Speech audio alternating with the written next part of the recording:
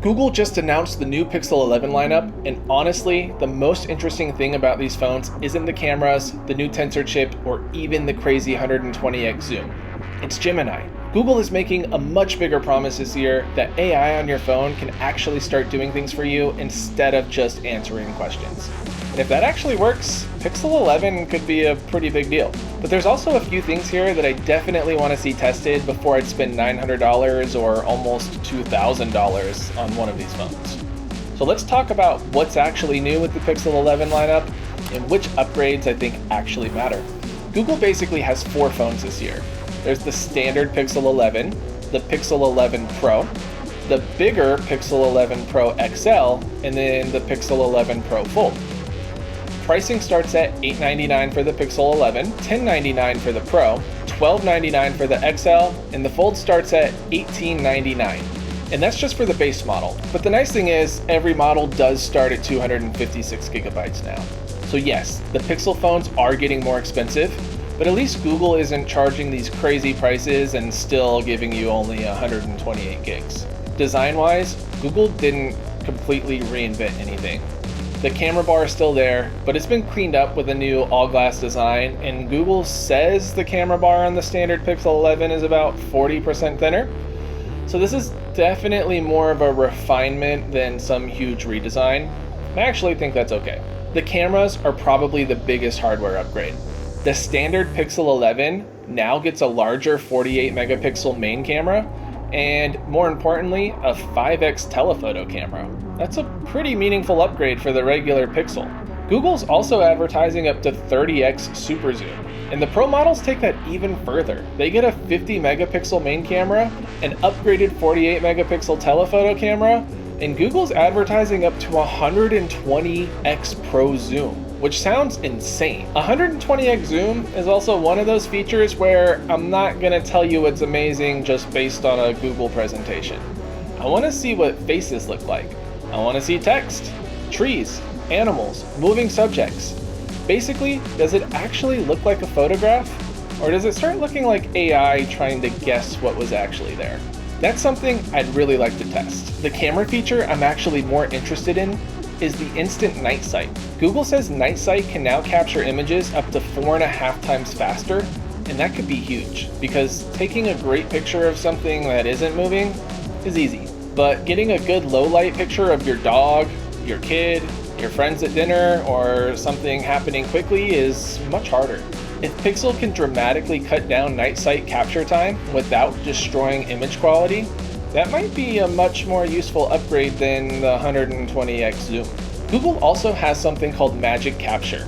The idea is basically that the phone can capture photos and video and then use AI to help identify and put together the best moments.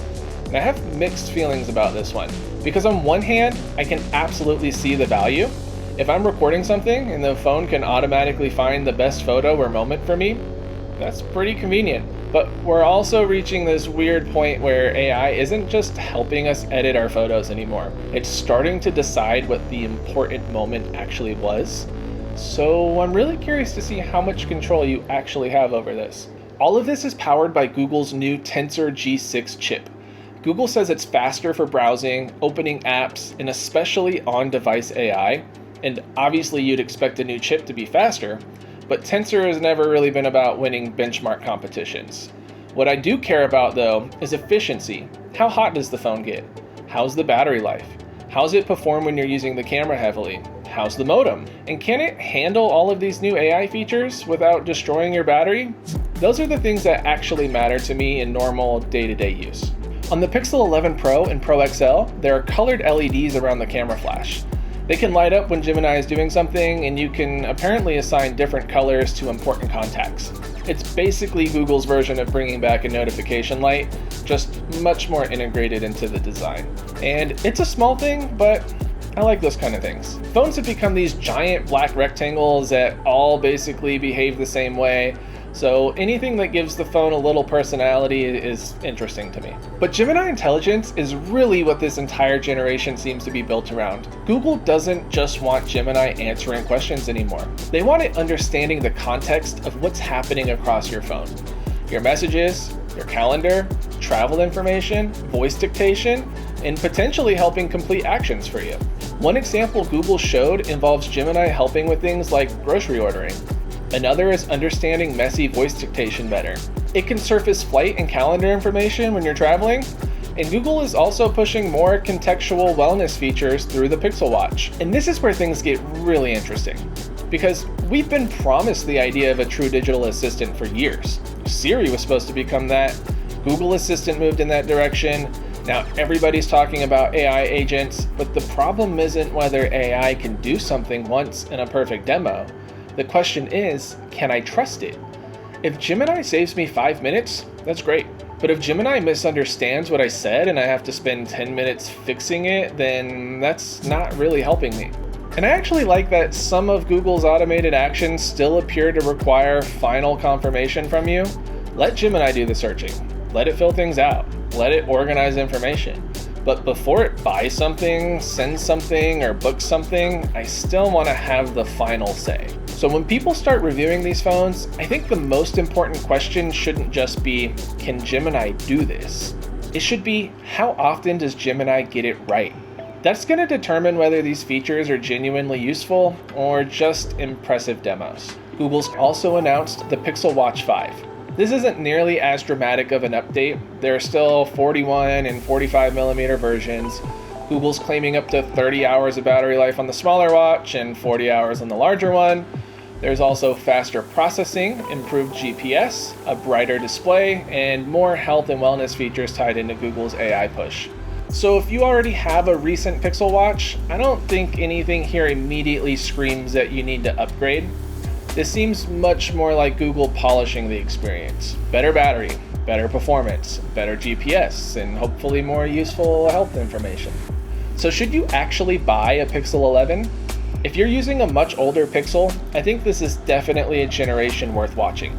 You're getting newer cameras, faster charging, 256 gigs of base storage, 7 years of software support, and obviously all of Google's latest AI features. But if you're coming from something much newer, I'd probably think about waiting, especially if you already have a Pixel 10. Because the things that will determine whether this phone is actually worth upgrading to aren't really things Google can prove during a launch presentation. I want to see the cameras. I want to see the battery life. I want to see the thermals. I want to see what that 120x zoom actually looks like. And most importantly, I want to know if Gemini actually makes using the phone easier. So my first reaction to the Pixel 11 lineup is actually pretty positive. The camera upgrades look meaningful. I like the cleaner design. 256 gigs of storage being standard is good. HiLight is interesting. And Google's AI vision is probably the most ambitious part of this entire launch. But that's also what makes Gemini the biggest question mark. Because if all of this works reliably, the Pixel 11 could feel noticeably smarter than other phones. If it doesn't, then we're basically looking at another really good Pixel with a lot of AI features you'll forget about after the first couple of weeks. And that's what I really want to find out. If you want to see me test this stuff once I can get my hands on a Pixel 11, make sure you're subscribed and let me know down below. What interests you the most? The new cameras, HiLight, or Gemini actually being able to do things for you?